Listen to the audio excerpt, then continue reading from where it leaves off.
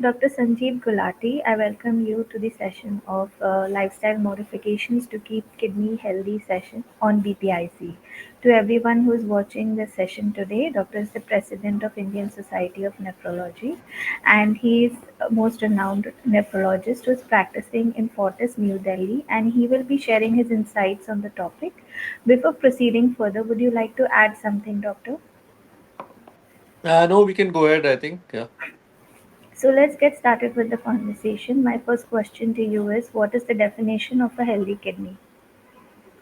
Oh, so a healthy kidney is one where the kidney is functioning optimally in terms of EGFR, not the blood tests of urea and creatinine because they increase late.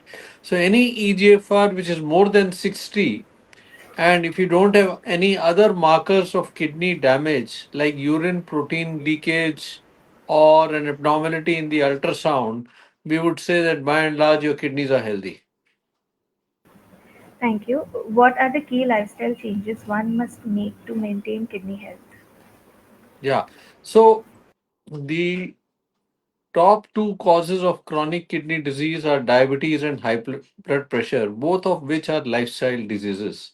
So if you want to stay free of kidney disease, you have to focus on preventing diabetes and preventing high blood pressure. Because chronic kidney disease means that the kidney is irreversibly damaged. Means once the damage starts, the damage is progressive. So there is a lot of opportunity in prevention, rather than cure. So prevention is better than cure, as we always say. So you have to prevent diabetes, you have to prevent high blood pressure. And in that, your diet and lifestyle plays a very important role. So we'll talk about the diet first. First and foremost in the diet, should take a diet which is low in salt. And if you're healthy, you should be using the alternative salt substitutes like there is a low sodium salt called Tata Light, and there is some rock salt. You should be using them rather than the pure sodium because Indians are, we are the most voracious salt eaters in the entire planet. I think we cannot have our meals without the papad, without pickles, without raita. We also add salt on the salads. uh, so all Yeah, this should be, avoided. If you want to take raita, you take curd rather than raita. You take salad should be salt free. You can add pepper, other spices, and lemon. Um, Even in other foods, like you're having a cup of tea, don't take salty snacks. These are avoidable. I mean, the minimum salt you take in your food, that is all that is you require. And studies have shown that 3 grams salt is the bare minimum that we all require.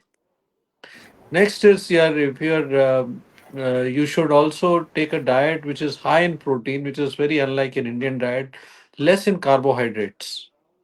And whatever carbohydrates, it should be complex carbohydrates, not the readily available, which is there in most of the food. Avoid junk food. Easily said than done, especially in times of these modern food delivery platforms where junk food is available even at midnight or 2 a.m. anytime round the clock. So resist that temptation. Number three, I would say, drink plenty of water because especially in the northern parts of the country, we have what we call the stone belt. So if you get dehydrated, you're more prone to stone formation. And by 20, plenty of water, we mean about 10 to 12 glasses of water. You don't have to literally. I see plenty of videos of water detox. I don't know what that means because there's nothing in science called water detox. Okay. Number four, avoid preserved foods. So preserved foods are very high again in salt. We have plenty of fresh, produce available, farm produce available. So, freshly cooked food is what you should take. Number five, have a diet which is rich in fresh fruits and vegetables. Uh, Number six, I would say is that you can add low-fat dairy products into it. Number seven, is eat have a healthy lifestyle and prevent uh, obesity or weight gain, which is again another modern epidemic and predisposes to Kidney disease independently predisposes you to diabetes, predisposes you to high blood pressure. So these are the lifestyle modifications, we I would suggest. Thank you so much. I noted on the salt intake and hydration which you mentioned, but I have also an added question to it, that if a public is eating a lot of salt, how will it affect the function of the kidney? And hydration also, how it helps in healthy kidney lifestyle. Can you elaborate on it? Yeah, yeah. So salt is detrimental in two ways. One, salt and high blood pressure go hand in hand. The greater the amount of salt, the higher the risk of high blood pressure. Second, for kidney stones also, if you go back to the days of your school days and look at chemistry, so if you have more salt and less water, it is precipitation that is happening, which is the principle behind kidney stone formation. So you take too much of salt, you take less of water, you're not hydrated, the kidney stones start forming, which is among the top five causes of kidney disease in our country. So the first and second I told you are diabetes, high blood pressure, and then stone also is, and these are all preventable causes. And there are other causes which you can't prevent. So that's why I'm saying that let's focus on the preventable causes. Definitely. How frequently should a person get their kidney function tested? Okay, so what we suggest is that once the first kidney function should be done at school entry, which means a good urine examination and a screening blood test. Thereafter, everything is fine. The next could be done just at school exit.